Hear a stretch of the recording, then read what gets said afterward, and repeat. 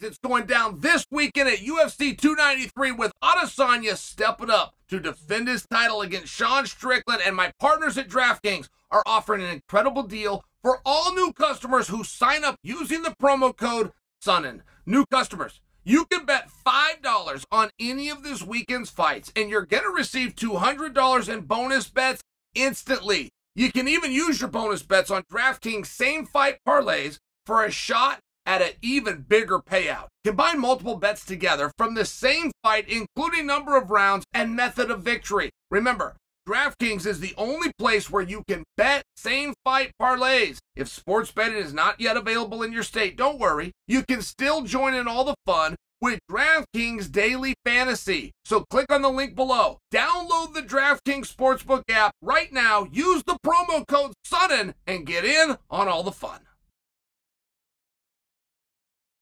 Press conference 293, Sean Strickland shows up in a Crocodile Dundee hat. Sean Strickland was the most Aussie-looking person on the stage. It was awesome. Everything was awesome. Okay, if you were to judge press conferences, what's your guys' favorite press conference? You probably wouldn't have an answer to that. You'd probably really have to think, like, I don't think we've ever put in those kind of categories. I don't think there's ever been a list anywhere that lists press conferences, which only do two things, right? They entertain you. And moreover, they build an anticipation and an interest in the fight. That's the whole reason that we have them. I love press conferences. I don't watch a lot of them, in fairness. I love them because I love the point that it shoves up every purist's ass. Every purist out there who goes on the internet and leaves comments and preaches from an attempt to be at a moral high point, that this is about competition and skill and nothing else. That's what it should be. That person watches press conferences where there's no chance that a punch would be thrown, and they enjoy them. That person that thinks words don't matter would consider it a punishment if their audio feed cut out. They would call the internet subscriber or the pay-per-view subscriber and want a refund. They'd stop watching the show. It's not true. They don't even mean it's true. They just think it is. They don't know themselves well enough, and they definitely don't know the sport. And I bring that to you because I couldn't go through and tell you a list of what the best press conference was. The second best, I can just tell you on a scale of 1 to 10, what we saw today for 293 was a 10. That's as good as you're going to get. That's as good as you're going to hope for at a press conference. Here's who you want to look at. Jon Anik. That's who hosted this press conference, okay? If Jon Anik is finding this painful and he's looking at his watch, oh my God, how many more minutes do I have to do of this? Then you have a fail. When Jon Anik barely has to lift a finger and is actually smiling and enjoying it and is disappointed when they give him the cue to wrap things up, you have a success. So Sean Strickland, and you got to understand, each place that you go to has its own set of rules. And most people don't ever take the time to learn those rules. I mean, the things that you would do in Japan are very, very different. What they're looking for in Japan is wildly different. If you come to North America, and it's a very unique place, you could be an American. The fighter could be an American. The opponent could be a guest from a different country. And you will cheer for the guest and you will boo the American. You could be in Cincinnati for a fight. They put a Cincinnati fighter out there and you boo the Cincinnati guy. That wouldn't happen anywhere else. That would never happen anywhere else. But I will tell you who's close.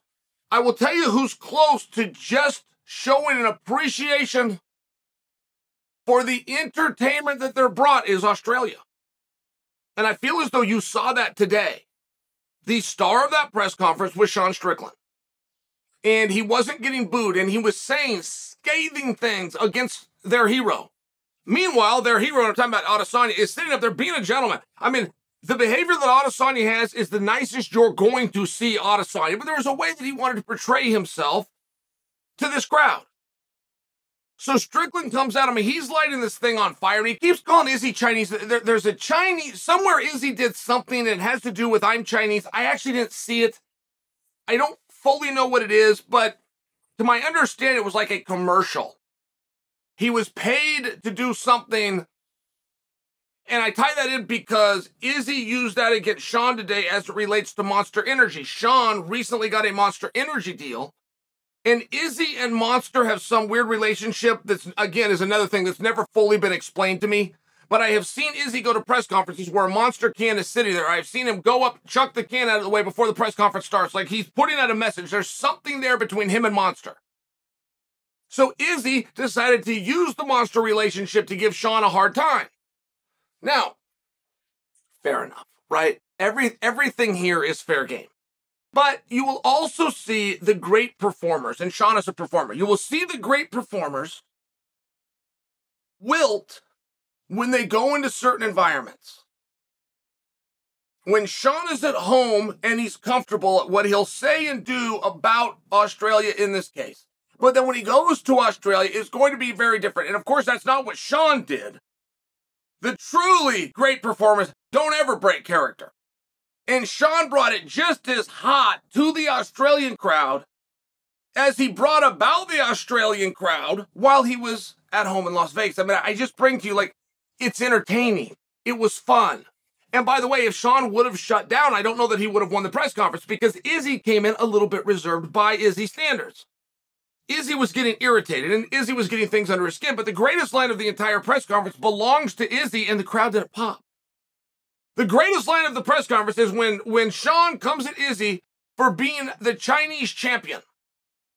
And Izzy responds, I am the Chinese champion, and I am the Brazilian champion, and I am the Australian champion, and I am the American champion. I am the world champion. It was great.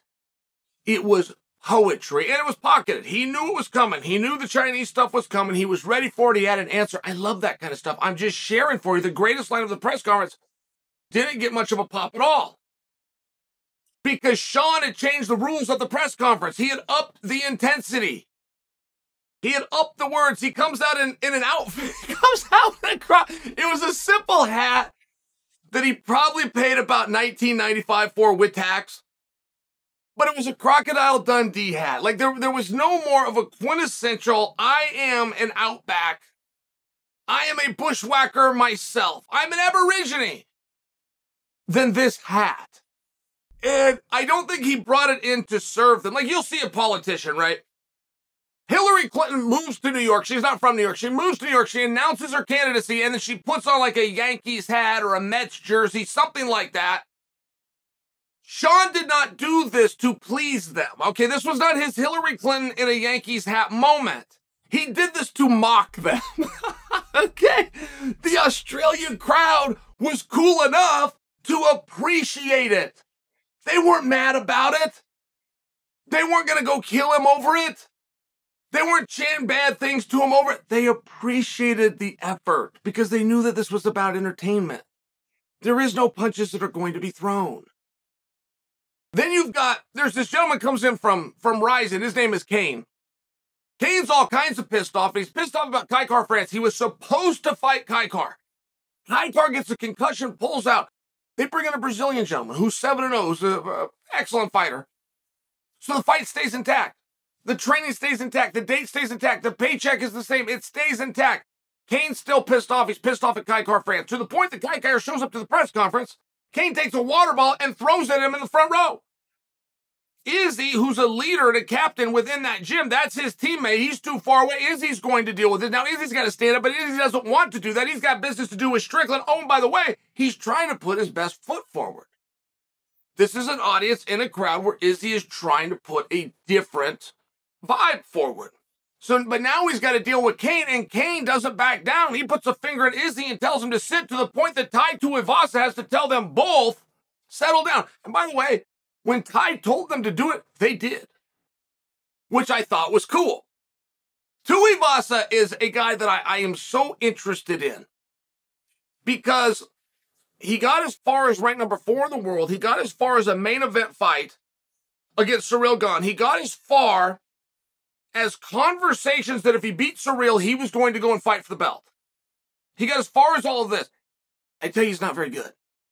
Now, when I tell you he's not very good, I don't mean it as an insult at all. Tai Tuivasa is the closest thing in 2023 that we've ever seen to Tank Abbott in 1995. Tai Tuivasa is a fighter. He is a cage fighter. And somebody else is saying he's a martial artist. He's not. He's not saying any of those things. He is going to go and fight you. So when I tell you he's not very good, when I'm speaking, this number 4 guy in the world. This is a guy in the conversation. This guy that is one punch away at one point in his career from being next for a world title fight. He's awesome. He's an awesome fighter. He's not a very good mixed martial artist. I like that. I think that is an awesome thing. And it also speaks to his potential. It speaks to the way he's going to grow. You're going to see, Ty, you've already seen it right for you, but you're going to see leaps and bounds. Now, he's being tested here with Volkov. Volkov is a mixed martial artist. Volkov is the definition of a technician. They've got a technician versus a brawler in a huge spot, right? Like, that's the problem with it being in Ty's shoes. He's a star. People absolutely love him. So you have to put him in good placements on a card. If you put him in good placements on a card, you got to bring in really good opponents. Like, you go look at who Tuivasa fought. I'm telling you, he's not very good. Go look at his record, because it's good. Go look at his win-losses, because it's good. Go look at how many great fighters he's knocked out, because it's good. And by the way, Tuivasa he showed up with his new haircut. His haircut was as cool as a headpiece as Sean Strickland's hat. And if you didn't see the press conference, don't go back and watch it. The only thing more exciting than that press conference is my recap. And for that, you're welcome.